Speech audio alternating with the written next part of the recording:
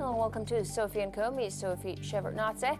Serbia's Progressive Party leader, a new president, has an unprecedented amount of power to play with. So how can Aleksandar Vučić influence the situation in the Balkans? And can he balance the tension between East and West? Vuk Jeremić, the former president of UN's General Assembly and former Foreign Minister of Serbia, is with me today to discuss this. In Serbia, the new president is making overtures towards Brussels, aspiring to bring the country into the European Union, despite the simmering flames of conflict with neighboring Kosovo and strong public disdain for Western institutions. Will the new Serbian leadership dare to go against the people's will and turn the country westwards? Can NATO's military presence in Serbia be a guarantor of lasting peace in the region, or will it only increase tensions for Belgrade? Vuk Jeremić, former Foreign Minister of Serbia, welcome to the show once again. It's really great to have you back, sir. Now, the new Serbian president, Aleksandar Vučić, is saying that joining the EU is at the top of Serbia's agenda. To do that, relations with Kosovo have to be normalized, and Vučić is saying he's open to talks.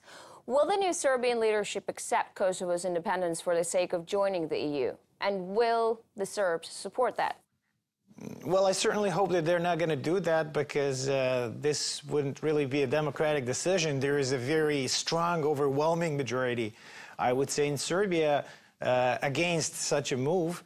But talking about the European accession under the current circumstances in Europe is a little bit of an abstract concept. I think that with all the complications in the EU, Brexit included, the policy of enlargement is in a way put on hold. So I think we're talking about a long period that is ahead of us, even if there is a political will on both sides to go jointly that way. But, you know, if you had to take a guess, what would you say? People's support for joining the EU, is it stronger than the Kosovo is Serbia sentiment? Well, Europe's very important partner for Serbia, because if you look at our economic patterns, if you look at our trade patterns, and so on, there is no doubt that working closely and trading and having a relationship with Europe is very important for Serbia. But I personally think that there can be no doubt when it comes to the issue of Kosovo that this could be somehow traded in exchange for European accession. I don't think that Serbian people would support this, not now, not in the near future, and not in the far future, if you ask me. You know, several EU member states like Greece and Slovakia, Cyprus, Romania, Spain, they haven't recognized Kosovo. Can the EU really demand Serbia to resolve its issue with Pristina when there appears to be a lack of unity in the EU on the issue? Well, I think that there is a very little appetite for European enlargement right now on behalf of, I would say, a large majority of European states. And perhaps certain states are looking for an excuse to put a halt or slow down the process of enlargement. And the European Union is structured in a way that every single member can put a temporary halt on an issue such an enlargement. So I don't think that anybody at this moment is seriously considering a possibility of enlarging the Union. So the fact that there is disunity on this issue, like on many others, is certainly not terribly positive for the prospect of having new members, including Serbia. Now, Vučić's party controls the parliament, and he's appointing his own prime minister. Is this too much power concentrated in the hands of one man? I mean, the EU has a lot of democratic requirements for those aspiring to join. How will this affect Serbia's EU aspirations? Well, when it comes to democratic governance in Serbia, I am afraid that we have seen better days. We do have our constitution that envisages a limited role for the president, especially in comparison with that of the prime minister and the majority in the parliament. But let's see how this works out in practice with the new president. I have expectations that the power is not going to remain within the office of the prime minister like our democratic constitution envisages it. But let's see how the whole situation unfolds in the months to come. Yeah, but right now things are the way they are. Vučić has almost absolute power. Does Vučić's power make it easier for him to move the country closer to Europe without fearing criticism from pro-Russian voices, for instance? Well, this is certainly a possibility. You know, when it comes to public opinion, at least in the Balkans, it doesn't necessarily have to be related to the way that the country's leadership is moving. And Montenegro comes to mind when I speak about issues like this. There wasn't a majority for Montenegro's joining NATO, for example. Nevertheless, they did join. This was a decision of the ruling elites, and therefore, in Serbia, one has to remain vigilant and watchful when it comes to its future moves. But judging by what the leader of this country is saying, for him and for his government, joining Europe is going to be the top priority, as you just said earlier. Here's the million-dollar question. Will Serbia's membership in NATO ever be a possibility? Or will history and the memories of the Yugoslavia bombings stand in the way? Well, I certainly cannot speak on behalf of the government. I have no way of knowing whether there may be temptations to go down Montenegro's path, where, as I said, there was no support for joining NATO. When it comes to Serbia, I believe the situation is much clearer when it comes to public opinion. Serbia's public opinion is sharply opposed to changing the policy of military neutrality. The vast majority of political parties are having the same opinion. There are numerous voices, myself included, which believe that Serbia would be safer and better off if it remains militarily neutral. But the reality is that in Serbia, under the current circumstances, everything is down to the will of just one man. And he did change opinions in the past. If you look at the trajectory of his political development, you could see sudden, abrupt changes. I hope he doesn't change his rhetoric and what he says on this particular issue, because it is of strategic significance for Serbia. Well, that and also Serbia doesn't seem to enjoy military neutrality right now. It enjoys extensive cooperation with NATO. It signed several agreements, like the Status of Forces and one of the NATO's support and procurement organization. Do you feel like Serbia is becoming a de facto NATO member with obligations but without rights? I wouldn't go this far in making an assessment, but there has been a number of developments recently which made Serbia, under the current government, cooperate much closer with NATO than in the past. But right now, to be very honest, I wouldn't call it. I wouldn't call it a closing. Okay, but let me ask you this. Why does NATO need such extensive rights in your country? I mean, it does enjoy extensive powers, like the NATO personnel can freely pass across the country and they have immunity from prosecution.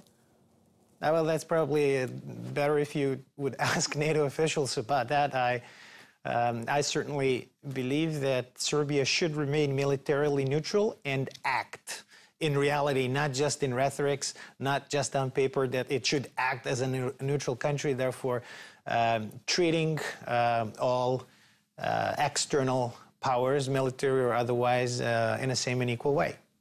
One of the arguments in favor of a pact with NATO is protecting the Serbs in Kosovo. But international NATO forces are already in Kosovo, and they failed to protect them before. Has anything changed today? Well, sadly, the situation remains precarious when it comes to the Serbian population in Kosovo. They are a very vulnerable community. There are some international forces, NATO forces there. There are no other forces that can potentially control the outburst of violence, especially hostility against Kosovo Serbs. So there is very, very little that we can do under the circumstances except diplomatically and otherwise cooperate with the international community to make sure that our kin in Kosovo are protected as well as possible. But the situation is not really pleasing in any way. Sir, you mentioned Montenegro. It has recently joined NATO, and it seems like the alliance is bent on further expansion in the Balkans. However, it's not like Montenegro or other states like Macedonia are really going to wow allies with their military might. What does NATO need them for? Well, I think it's, I believe it's, for them, it's a strategic issue of, closing a certain territory, making sure that there are no empty holes in geographical space, in the architecture, in a certain part of the Mediterranean. But perhaps Montenegro has certain significance, additional significance, because of its sea access. But when it comes to Serbia, I do not envisage an easy transition from a position of military neutrality to a position of acceding to the pact. There are going to be very strong voices opposed to this, and even though we do have a not terribly, I would say, democratic government at this moment, I just hope that they're not going to dare go down that path, because the opposition of the Serbian people would be probably very fierce to that. All right, we're going to take a short break right now. When we're back, we'll continue talking to former Foreign Minister of Serbia, Vuk Jeremić, about tensions in the Balkans and Serbia's relations with EU and NATO. Stay tuned.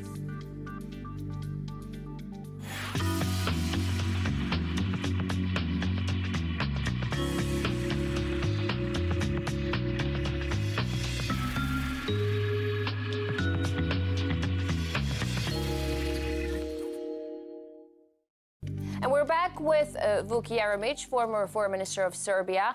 Now, sir, you say Serbia needs cooperation with the EU and NATO, and on the other hand, also with Russia. Does the current leadership has what it takes to do both?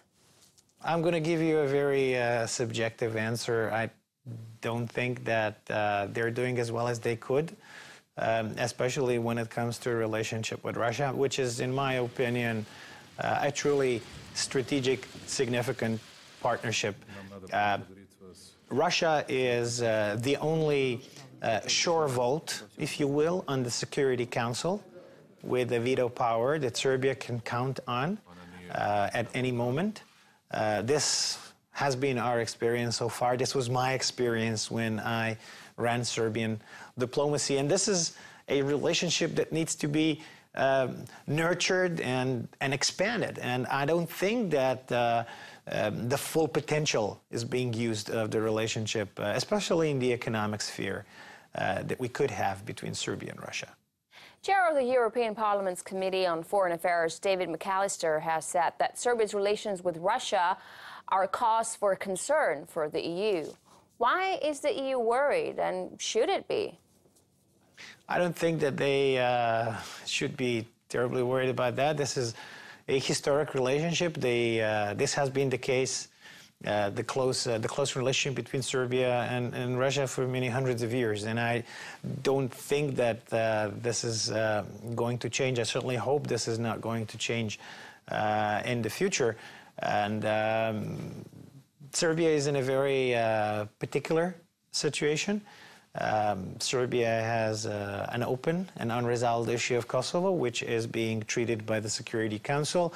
Serbia can count on the support of Russia and the Security Council, and in that sense, it would be unreasonable to expect from Serbia to change for the worse. No, but I just wonder, why are the European states so worried? Why do you think they're so worried? I don't think that they have a strong case in this regard, but you got to talk to them. I personally don't see anything worrying in the Serbia-Russia relationship. I don't see this as a threat to anybody regionally or or elsewhere. I think Russia does contribute to stability in the Balkans through its actions in the Security Council when it comes to all matters Balkans.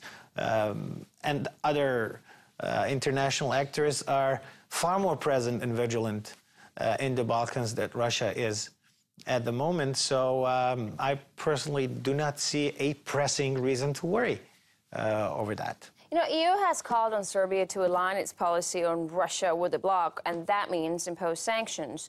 Is that politically possible, especially for patriotic politicians like Vučić? I have to disagree with you when it comes to whether Vučić is a patriotic politician or not, but that's just myself. I think everything is possible when it comes to Mr. Vučić. He did serious flip-flops in policy before over most significant issues. In the past, he was very much anti-Europe. Today, he is very much pro-Europe. Today, his position is that Serbia shouldn't be joining sanctions against Russia. I very much hope that this policy is going to remain. For Serbia to join sanctions towards Russia, in my opinion, would be politically for sure, but also economically suicidal. I just hope that Serbian government is not going to change its policy in spite of all potential pressures. Okay, but here's the thing. In your opinion, when do you think Belgrade will have to drop the balancing act and, you know, will be forced to make a choice? I mean, it will happen sooner or later. Like we say here in Russia, you can't be just a little bit pregnant, right? Well, if on the other side you would have a clear and imminent prospect of joining the European Union, then perhaps one could seriously look at the possibilities, and some people would be probably in favor of remaining in this kind of relationship with Russia, and some will not. But I think that the vast majority of people in Serbia, under any circumstances whatsoever, would renounce any attempts at changing Russia's policy. Policy of Serbia towards Russia has been pretty much a constant over a period of time. I'm not only talking historical terms, but I'm talking even the past 10 to 20 years, where we had various governments in Serbia coming in and coming out. I don't think that it is terribly likely that Serbia will choose to change it. But like you said, when it comes to Mr. Vučić, you never know what's coming up next, right? So hypothetically speaking, if he changes his Serbia-Russia, so if he changes his Serbia-Russia policy, could it cost him his presidential seat? Well, it really depends on whether or not democratic process in Serbia and democratic life in Serbia is going to be upheld under his leadership.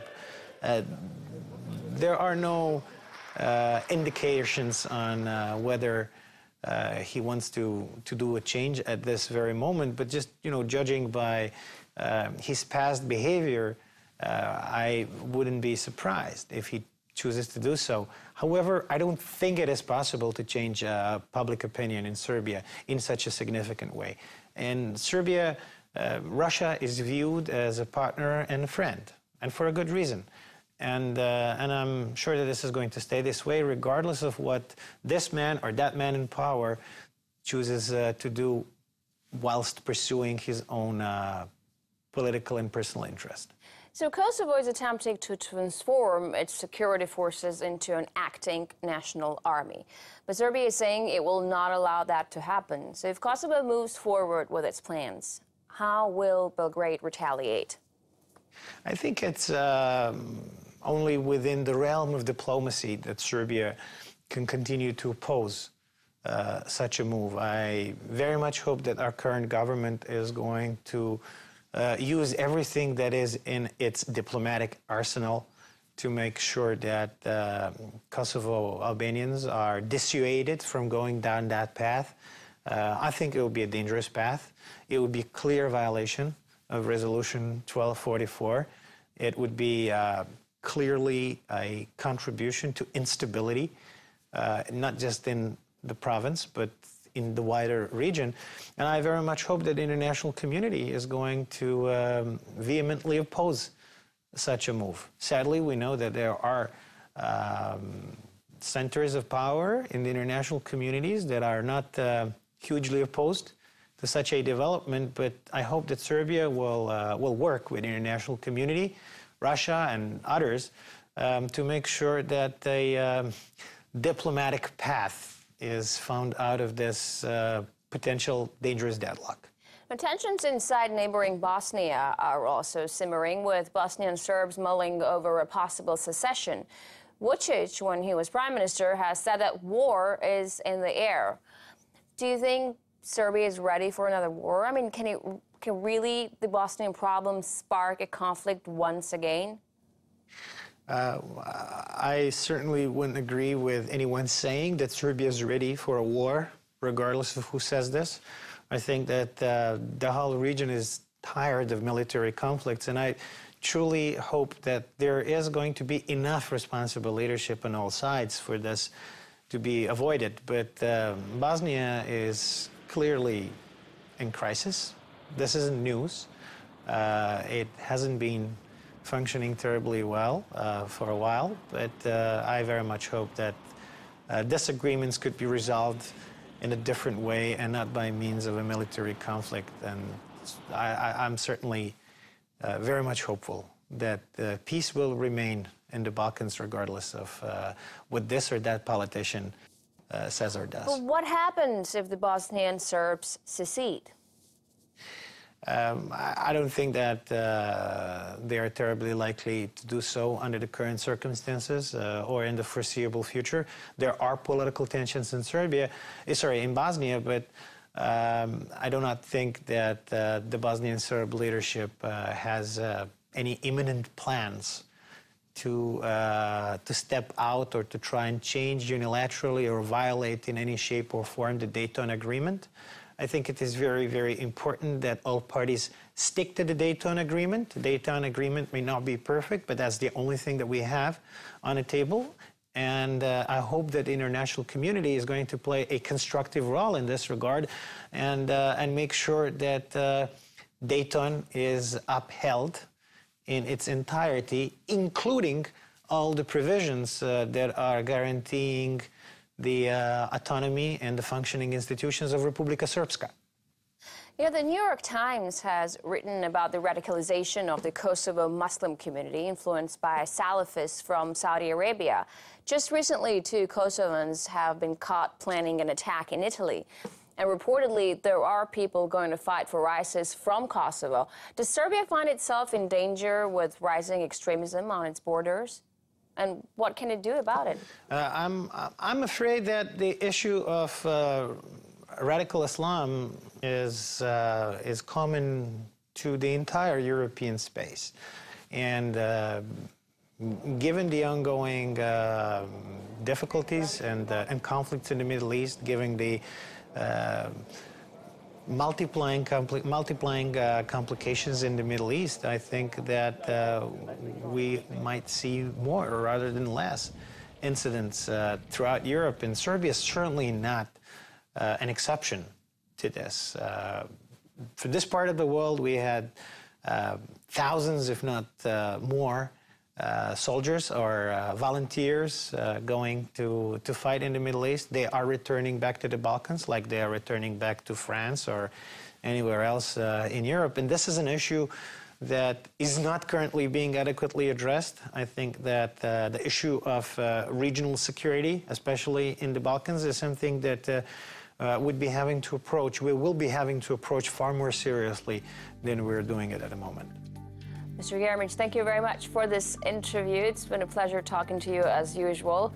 We were talking to Vuk Jeremić, former Foreign Minister of Serbia, discussing the country's role in the Balkans and its relations with EU and NATO. That's it for this edition of Sophie & Co. I'll see you next time.